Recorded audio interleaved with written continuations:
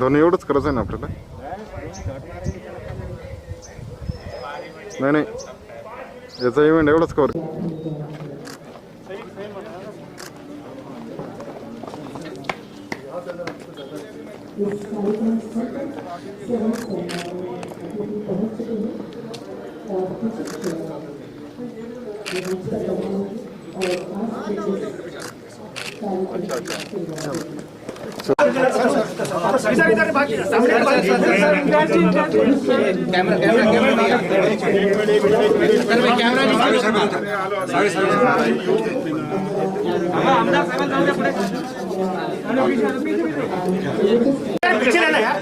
सामने कैमरा ऊपर मत लो।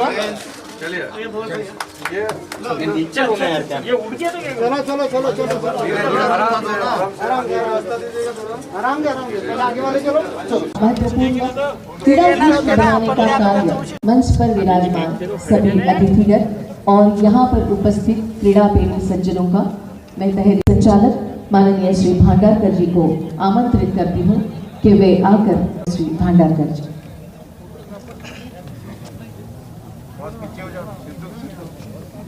Behind that is that this is one of the only STCs of our good performance maybe, and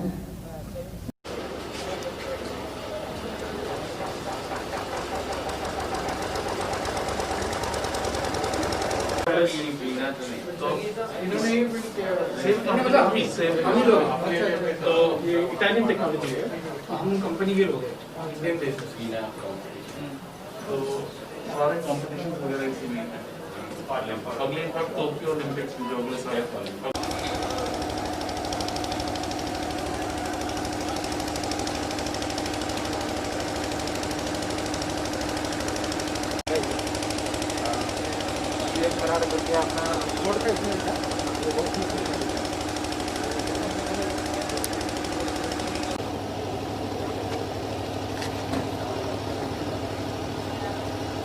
अरे बस का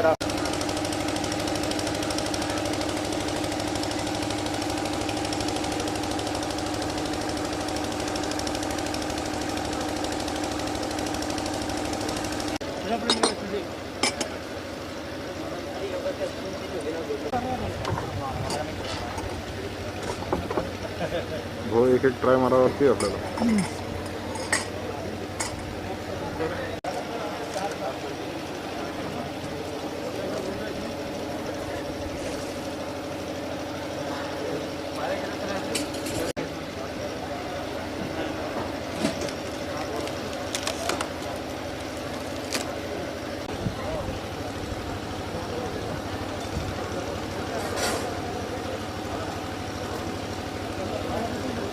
संभाला है, उन्होंने अमूलाग्र बदल करने की कोशिश की है।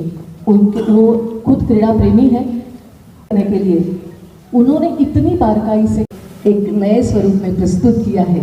ये भी एक विशेषता है कि ये देखकर सब खिलाड़ी, उनका मार्गदर्शन हम सभी के लिए सचमुच नए मकाम हासिल करने के लिए प्रेरणा देने वाला है कि आप हमें मार्गदर्शन करें।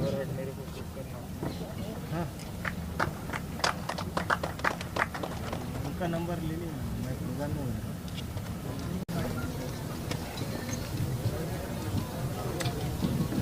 थैंक यू, धन्यवाद सर। और गाड़ी ओलंपिक में जाने का जो विश्वास आपने जताया है अदा करने के लिए मैं आमंत्रित करती हूँ आमदार माननीय श्री अंबादास सिद्धार्थ जी।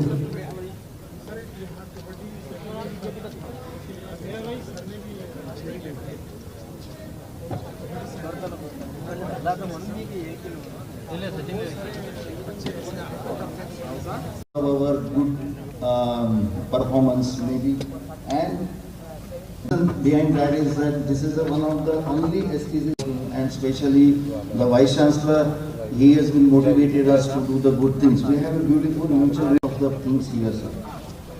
I would like to tell you, sir, this was a barren land about 100 acres, which has been leased out thoughts and probably exchanging our facilities for the development of university sports. This was the first year when they won the as one of the best cities in the country, sir. We have land, it has been leased out for 100 years, 99 years, facilities which are, I think we can compare it with even Patiala and Bangalore. So with your kind support and assistance, and you have been always heading towards the golden days, probably this center would be recognized as one of the modern center in the country. Dr. Pramod Yole sahab and my MLAs, very young MLAs. So I वस्तु देकर सम्मानित किया जा रहा है। महाराष्ट्र का आराध्य छत्रपति शिवाजी महाराज की ये मूर्ति लेंस के पास हाथ लगाओ ना, क्लियर आ रहा है। धन्यवाद। लाइफ फ्रेम ले लीजिए।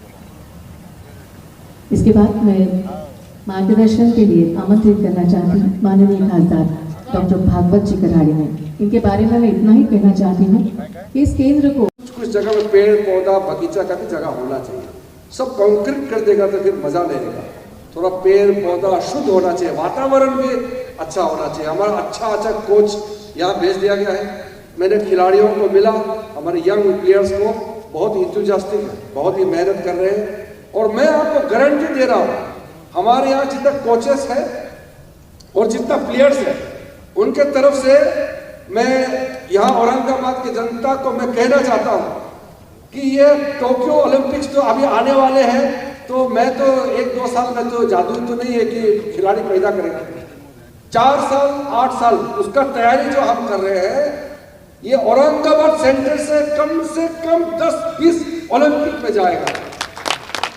लॉस एंजलिस ओलंपिक्स और पेरिस ओलंपिक्स में 2024 में पेरिस में ओलंपिक्स हो रहे हैं और 2028 में लॉस एंजलिस अमेरिका में जो ओलंपिक्स होने जा रहे हैं, उसका लॉन्ग टर्म प्लानिंग करते हुए हम आगे चल रहे हैं। और मैंने घोषणा किया कि 2028 तक प्रधानमंत्री नरेंद्र मोदी जी ने इतना खेल कूद को लेकर के जो आशीर्वाद दिया है, जो मेहनत, जो उन्होंने विजन दिया है और मेरे ऊपर जो भरोसा दिया है, उसी के तत्पर में काम करते हुए, और मैं आपको बताना चाहता हूं कि 2028 तक भारत टॉप 10 में जरूर पहुंचेगा।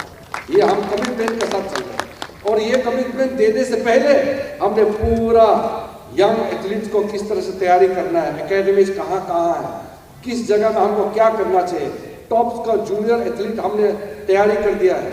अभी 10, 12, 14 साल के बच्चे को हम टॉप में सिलेक्शन करके 25,000 रुपया पॉकेट एक्सपेंडिचर हम दे रहे हैं। ऑलरेडी हमने शुरू कर दिया है, ताकि अपना माँ बाप को कोई परेशानी ना हो कि छोटे बच्चे को हमने अपने एकेडमी में ले लिया स्पोर्ट्स में, और उसका सारा जिंदगी हम देखभाल करके उसको देश के लिए खेलने देंगे। इस तरह का हम तैयारी कर रहे हैं।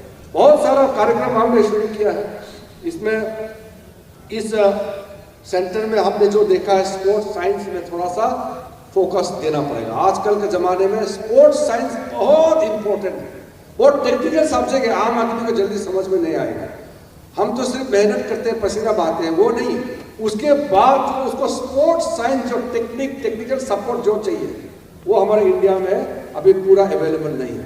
तो हमने स्पोर्ट्स साइंस को फोकस देते हुए इस सेंटर के लिए अलग से हम स्पोर्ट्स साइंस में और बढ़ावा देने का निर्णय किया है, जिसका हम डिटेल वर्कआउट करके यहाँ में हम काम करेंगे। और बाकी स्पोर्ट्स अथॉरिटी ऑफ इंडिया के ओर से टेक्निकल सपोर्ट के लिए तो हम देते रहेंगे।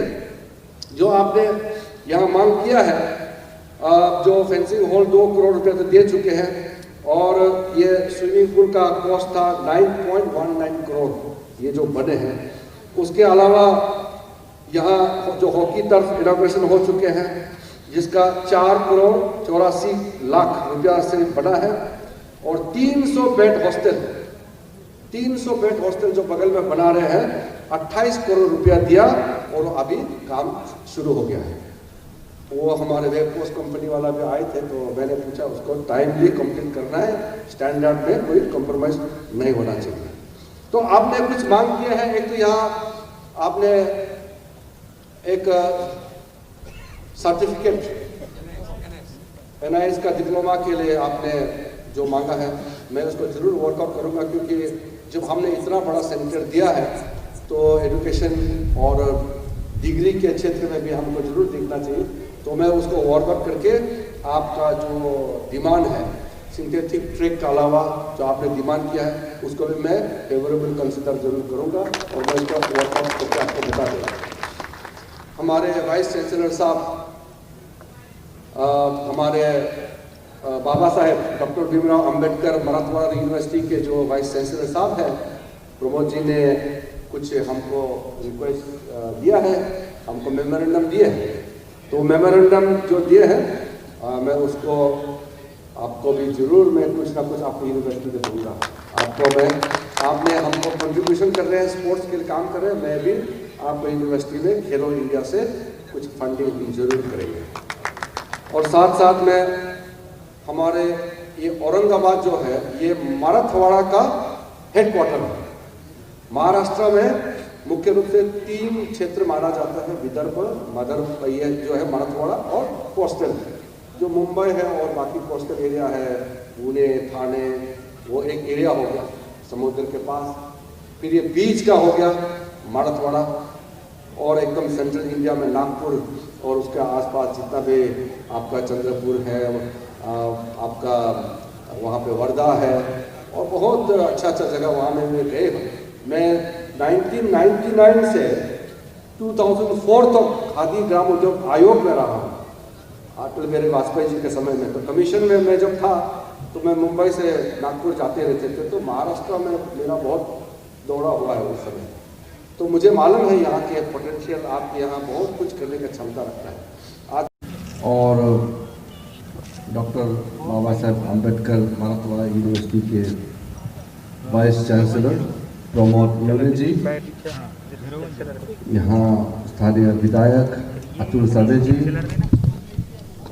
अंगद धंधे जी, और यहाँ इस परिसर को संभालने वाले बंदरकर जी, हमारे स्पोर्ट्स अथॉरिटी ऑफ इंडिया के जितने अधिकारी हैं, यहाँ इस सेंटर में जितने कोचेस हैं, प्लेयर्स हैं, और हमारे आमंत्रित कुछ यहाँ मेहमान हैं औरंगाबाद के, हमारे मीडिया के बंधुओं, भाइयों और बहनों। वैसे औरंगाबाद में मैं बहुत बार आ चुका हूँ, लेकिन आज से 2 साल पहले एक संगीत का कार्यक्रम हुआ था। हमारे देश के जाने माने सिंगर आशा भोसले जी उसमें गाई थी और मैं मुख्य अतिथि था उस कार्यक्रम में। उसके बाद आशा भोसले जी को मैं मेरे गांव ले गए अरुणाचल प्रदेश में, और गांव में जाकर के खूब पुराने गाना गाए हैं। मुझे पुराना गाना का सुनने का बहुत शौक है, मैं नए गाना नहीं सुनता हूँ, सिर्फ पुराना गाना ही सुनता हूँ। तो आशा भोसले जी को हम यहाँ में भी रात भर उसका आवाज़ सुना, गाना सुना, तो औरंगाबाद का बहुत अच्छा यादगार है। और ये बहुत ही महत्वपूर्ण जगह भी है, जैसे हमारा इम्तियाज़ भाई ने कहा कि यहाँ अजंता एलोरा जो विश्व प्रख्यात है, उसके लिए भी लोग आते हैं, और साथ साथ औरंगाबाद के लोग बहुत ही कल्चर्ड है, बहुत मेहनती हैं, बहुत अच्छे लोग हैं। तो यहाँ जो भी आता है उनको औरंगाबाद से प्यार हो जाता है, बहुत अच्छा जगह है। मुझे आज फिर आने का मौका मिला। आज कुछ महत्वपूर्ण कार्यक्रम के लिए हम आए हैं, और ये स्विमिंग पूल के बगल में हम कार्यक्रम कर रहे हैं, और मैं खुद देख रहा था कि इसका क्वालिटी पानी का और जो इसका ओवरऑल स्ट्रक्चर जो फैसिलिटी है वो भी मैं देख रहा था। कहीं भी संस्था या कोई भी जगह है उसको किस तरह से मैनेज किया जाता है और उसका देखभाल कैसे होता है उस पर निर्भर होता है। बनाने के लिए तो बिल्डिंग बना देते हैं, लेकिन कुछ साल के बाद वो खंडर बन जाता है, कोई देखने वाला नहीं, उसका इस्तेमाल ठीक नहीं होता है। लेकिन मुझे लगता है कि यहाँ कुछ खासियत है। वैसे तो मांगने के लिए तो सब मांगते हैं, हमको ये चाहिए वो चाहिए, लेकिन यहाँ आप लोग मांगने से पहले बहुत कुछ दिया है। जैसे कि ज़मीन, फ्री में ज़मीन देना, उसके लिए कंट्रीब्यूशन, 1 रुपया आपने भारत सरकार से पैसा नहीं लिया, अपने यहाँ वॉलंटरी कंट्रीब्यूशन करके। इसलिए वाइस चांसलर प्रमोद जी और आपके पूरे यहाँ के स्थानीय लोगों को मैं बधाई देता हूँ कि आप लोगों ने अपना योगदान पहले दिया, फिर भारत सरकार से मदद मांगा। ये बहुत अच्छा लक्षण है। किसी भी समाज में अगर क्रीड़ा खेल कूद का जो एक्टिविटीज है अगर वो नहीं होगा तो वो समाज में जान नहीं होते। मैं हमेशा ये कहता हूं कि भारतवर्ष में खेल जो है हमारा परंपरा रही है। Sports, games and sports have been the traditions, a deep rooted traditions in Indian system, in Indian culture, in Indian heritage. But somehow, unfortunately, it could not develop into a way of life. आज के ज़माने में थोड़ा सा समस्या ये था कि अपने जीने का तरीका नहीं बना पाया खेल कूद को। परंपरा रही है लेकिन उसको संस्कृति बनाने में कामयाबी नहीं हुई। छोटे छोटे देश, छोटे छोटे जिसका आबादी 50 लाख है, जिसका आबादी 40 लाख है, 30 लाख है, वो भी ओलंपिक्स में 2-2, 3-3 मेडल ले जाते हैं। हमारा इतना बड़ा देश, 138 करोड़ जनता, इतना पुराना देश, हमारा सभ्यता कितना प्राचीन है, इतना बड़ा देश, एक ब्रॉन्ज मेडल, एक सिल्वर मेडल मिल करके संतुष्ट होना पड़ता है। ये हमारा देश के लिए ठीक नहीं है, ये हमारा देश को शोभा नहीं देता है। मैं जब खेल मंत्री नहीं बना तब भी कई साल में 1991 से चुनाव लड़ रहा हूं, राजनीति में हूं। 7वीं बार मैंने चुनाव लड़ा, इस बार 7 बार हो गया। और जब मैं मंत्री नहीं बना, जब मैं बहुत युवा एमपी था, तब भी मैं सरकार, जो उस समय के सरकार थे, वो मैं कहता था कि आपका स्पोर्ट्स का पॉलिसी ठीक नहीं है। इस पॉलिसी से, इस तरीके से देश का खेल का नक्शा बदलने वाला नहीं है। मैं उस समय, मेरा रिकॉर्ड है लोकसभा में, उस समय मैं कहता था। तो प्रधानमंत्री आदरणीय नरेंद्र मोदी जी ने मुझे ही सौंप दिया खेल और क्रीड़ा देखने के लिए। तो मैं तो प्रधानमंत्री जी को बहुत बहुत धन्यवाद देना चाहता हूं कि मुझे खेल के क्षेत्र में और युवा कार्यक्रम के लिए इस देश में कुछ काम करने का मौका मिला। जो मैं कहता था, सोचता था, कई साल पहले मैं सोचता था अगर मैं सरकार में होता तो ये करता, वो करता, तो आज मैं उसको लागू करने का पूरा अपने ओर से प्रयास कर रहा हूँ। तो इसमें देखिए, जब खेल एक मेडल जीतता है तो खिलाड़ी का आंखों में क्यों आंसू आता है, आप सोचिए। वैसे तो ठीक है, खुशी की बात है कि आपने मेडल जीता, लेकिन जब अपना भारत देश का झंडा, तिरंगा फहराता है और अपना जब आप गोल्ड मेडल मिलता है तो फिर उसमें जन गण मन अपना नेशनल एंथम बजती है। तो जब नेशनल एंथम बजते हैं, चाहे ओलंपिक्स हो, एशियन गेम्स हो, कॉमनवेल्थ हो, वर्ल्ड चैंपियनशिप हो, तो आपने देखा होगा अक्सर खिलाड़ी जो है वो खुशी का आंसू अपने आंखों से बहता है और उसके साथ साथ पूरा देश सेलिब्रेट करता है। चाहे मणिपुर का मैरी कॉम गोल्ड मेडल जीते, या महाराष्ट्र का कोई ओलंपिक में कोई मेडल जीते, या केरल का, या कश्मीर का, दिल्ली का, वो पूरा भारत सेलिब्रेट करता है। खेल से जितना भारत देश को एकजुट कर सकता है, बाकी कोई नहीं कर सकता है। ये खेल का ताकत है, सॉफ्ट पावर होता है, और एक मेडल से पूरा देश में खुशी का लहर दौड़ता है। और उसका खुशी से जो आपका फायदा होता है इंसान को, वो आप उसको हिसाब किताब नहीं लगा सकते। इसलिए दुनिया में सब लोग खेल के क्षेत्र में अपने अपने ताकत बढ़ाने के लिए पूरा एकजुट होकर के काम कर रहे हैं। इसलिए हमारे आदरणीय प्रधानमंत्री नरेंद्र मोदी जी ने खेलो इंडिया जो लॉन्च किया, इसका मकसद है देश के कोने कोने तक खेल कूद में आगे बढ़ाने के लिए भारत सरकार और राज्य सरकार मिलकर के आगे बढ़ना है। फिर साथ साथ हम फिट इंडिया मूवमेंट में चला रहे हैं कि हर भारतीय को फिट रहना होगा। अगर हम शारीरिक रूप से फिट नहीं होगा तो सिर्फ मानसिक रूप से फिट होने से भी नहीं होगा। मानसिक से, शरीर से भी, दोनों से फिट रहना बहुत जरूरी है, क्योंकि हमारा देश को एक मजबूत देश बनाना है। इसलिए एक तरफ खेलो इंडिया, दूसरी तरफ फिट इंडिया, ये जो कार्यक्रम चला रहा है उसमें हर एक व्यक्ति उसमें आगे बढ़ चढ़ करके हिस्सा ले रहा है, मुझे दिखाई दे रहा है, और आगे भी लेता रहना चाहिए। तो जब हम खेल का बात करते हैं तो भारत इतना बड़ा देश है, तो हम अलग अलग राज्य में कुछ सेंटर्स डिक्लेयर करने का निर्णय हुआ। तो सबसे पहले टॉप के जो सेंटर है उसको हम कहते हैं नेशनल सेंटर ऑफ एक्सीलेंस। आपको पता है हमने अभी भारत में कितने स्टेट्स हैं, कितने यूनियन टेरिटरीज हैं? 28 स्टेट्स हैं, 8 यूनियन टेरिटरी हैं। तो सब स्टेट और सब यूनियन टेरिटरी को अभी नेशनल सेंटर ऑफ एक्सीलेंस नहीं मिला है। धीरे धीरे हम करेंगे, अलग अलग सेंटर खोल गई है, लेकिन national centre of excellence, national centre of excellence मतलब कि इस देश का सबसे अच्छा स्पोर्ट्स का फैसिलिटीज वहां पे होगा। टॉप एथलीट्स, जो एलिट एथलीट्स है, उनका वहां प्रशिक्षण होगा, ट्रेनिंग होगा। तो महाराष्ट्र ही एक ऐसा राज्य है जिसको हमने 3 नेशनल सेंटर ऑफ एक्सीलेंस दिया है।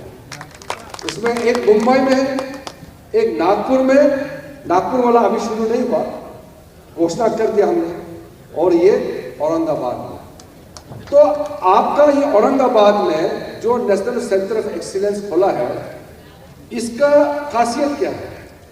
इसमें archery, athletics, boxing, fencing, hockey, weightlifting और जिम्नास्टिक्स।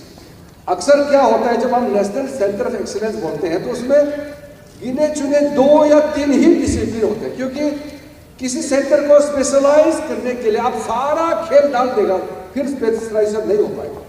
अगर ओलंपिक में मेडल लेना तो हर राज्य को हमने ये पॉलिसी बनाया, 1 स्टेट 1 स्पोर्ट। हम मान के चले एक राज्य एक देश है खेल के क्षेत्र में, तो एक स्पोर्ट्स को प्रायोरिटी मिलेगा और उसके बाकी स्पोर्ट्स को भी खेलना चाहिए, लेकिन ओलंपिक की दृष्टि से एक खेल प्रायोरिटी लेकर के 1 स्टेट 1 स्पोर्ट्स का हमने थ्योरी शुरू किया है। तो महाराष्ट्र ने भी हमने सेलेक्ट किया है कि हम ये खेल में आगे बढ़ाना चाहते हैं, जिसमें केंद्र सरकार से पैसा, टेक्निकल सपोर्ट चाहिए। उसके अलावा स्टेट जितना करना चाहते हैं कर सकते हैं। स्पोर्ट्स तो स्टेट सब्जेक्ट है, जितना स्टेट पैसा देना चाहते हैं दे सकता है, लेकिन सेंटर की तरफ से एक फोकस रूप में अप्रोच करने का हमने निर्णय किया है। इसलिए ये औरंगाबाद सेंटर ही ऐसा है जो एक सेंटर में 7 डिसिप्लिन पे national of centre sports centre excellence यहाँ डिक्लेयर किया गया है। बाकी में आप देख लीजिए 3 या ज्यादा से ज्यादा 4, तो वो क्योंकि आपको स्पेशलाइज करना है। डॉक्टर करात को पूछे, वो आंख का भी ऑपरेशन करेगा, नाक का भी करेगा, पेट का भी करेगा, तो होगा नहीं। स्पेशलाइज जो बोलता है एमबीबीएस के बाद, तो वो एक को स्पेशलाइज करना पड़ता है। तो एमबीबीएस जैसे हो गया हमारे यंग ट्रेनिज, लेकिन जब नेशनल सेंटर ऑफ एक्सीलेंस जो होता है उसमें 1-2 में फोकस करना पड़ता है। फिर भी औरंगाबाद को हमने इतना ज्यादा था, जिम्नास्टिक्स को यहाँ से बंद कर दिया था। तो एमपी साहब आए, दोनों इम्तियाज साहब, हमारे करात साहब आए, तो बोला कि नहीं ये तो हमारा औरंगाबाद में तो बहुत नुकसान हो जाएगा, आप जिम्नास्टिक को बंद मत करवाइए, जो कि बंद हो चुका था। फिर मैंने नया ऑर्डर इशू करा के फिर से जिंदा करवाया और फिर औरंगाबाद में जिम्नास्टिक्स का भी फिर से चालू करवाया। और मैं यहाँ आने से पहले, क्योंकि खाली हाथ नहीं आना चाहिए, इसलिए मैं यहाँ आने से पहले यहाँ खिलाड़ी लोगों का जो स्पेशल उनका इक्विपमेंट जो भी चाहिए, अलग अलग 7 डिसिप्लिन का स्पेशल इक्विपमेंट खरीदने के लिए 5 करोड़ रुपया दे करके मैं आया। ऑलरेडी आप मांगने से पहले ये हमने करके यहाँ आया। तो 5 करोड़ का इक्विपमेंट, स्पेशल एकदम बेस्ट इक्विपमेंट परचेस करने के लिए वो सैंक्शन करके आया। बाकी जो इनोवेशन किया वो तो सब आपने देख ही लिया, चाहे वो वर्ल्ड क्लास हॉकी का टर्फ हो, चाहे ये नया फेंसिंग का हॉल, और बाकी जितना भी यहाँ जो मैंने देखा है जगह, और भी फैसिलिटीज का जगह है जिसको ट्रांसफर किया गया है पश्चिम महाराष्ट्र में। इस कारण यहाँ के खिलाड़ियों के लिए भी बहुत परेशानी। तो आपका स्टेट गवर्नमेंट ने ट्रांसफर किया होगा, मैं तो नहीं किया। हाँ, लेकिन वही तो है जिसके कारण अभी नाराजगी। देखिए ऐसा है, स्पोर्ट्स जो है ना वो स्टेट सब्जेक्ट होता है। जैसे कि टेलीकॉम सेंट्रल सब्जेक्ट है, डिफेंस सेंट्रल सब्जेक्ट है, फाइनेंस सेंट्रल सब्जेक्ट है, रेलवे सेंट्रल सब्जेक्ट है।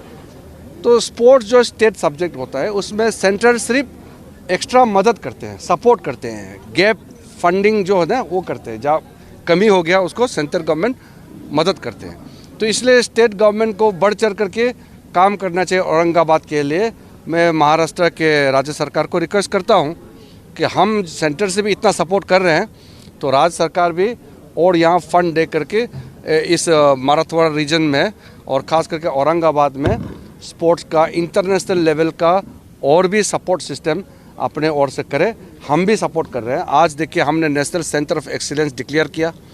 7 डिसिप्लिन इंडिया का टॉप प्लेयर्स यहाँ आके ट्रेन करेंगे। ये सिर्फ महाराष्ट्र के लिए नहीं बल्कि इंडिया का one of the best sports academy और स्पोर्ट्स ट्रेनिंग सेंटर रहेगा। तो ये बहुत अच्छी बात है महाराष्ट्र के लिए और स्टेट गवर्नमेंट भी सपोर्ट करना है। जहाँ तक शिफ्टिंग का बात है, लोकल स्टेट का जो मामला है उसमें तो मुझे कुछ कहना का नहीं है। सर, खेलो इंडिया के लिए कई सारे इनिशिएटिव्स लिए जा रहे हैं, तो फिट इंडिया के लिए क्या किया जाए? फिट इंडिया आप खुद अपने आप करना चाहिए। फिट इंडिया मतलब वॉलंटरी। आप अपने आप को फिट रखने के लिए हर सुबह शाम एक्टिव से रहना है। देखो, देश का जनता अगर कमज़ोर हो जाएगा, हेल्थ ठीक नहीं रहेगा, तो देश मजबूत नहीं हो सकता। ये बहुत इम्पोर्टेंट है। बहुत लोगों को जल्दी से इस चीज़ का समझ नहीं आया, लेकिन हर एक भारतीय अगर फिट होगा फिजिकली तो भारत अपने आप मजबूत हो जाएगा। इसलिए फिट इंडिया मूवमेंट चलाया है। तो फिट इंडिया के लिए हम सपोर्ट करते हैं। जैसे कोई फिट मूवमेंट रन करते हैं, या हम कोई जैसे मैराथन करते हैं, साइक्लोथॉन करते हैं, या कोई वाकाथॉन करते हैं, या कुछ एक्टिविटीज़ करते हैं, तो हम सपोर्ट करते हैं। लेकिन जितना हो सके अपने ओर से, अपना संस्थाओं, अपना संगठनों के माध्यम से, अपना इंस्टीट्यूट के माध्यम से खुद करे और इंडिविजुअल भी करे तो बहुत अच्छा रहेगा। सर, एक सवाल है कि सर किसान जो है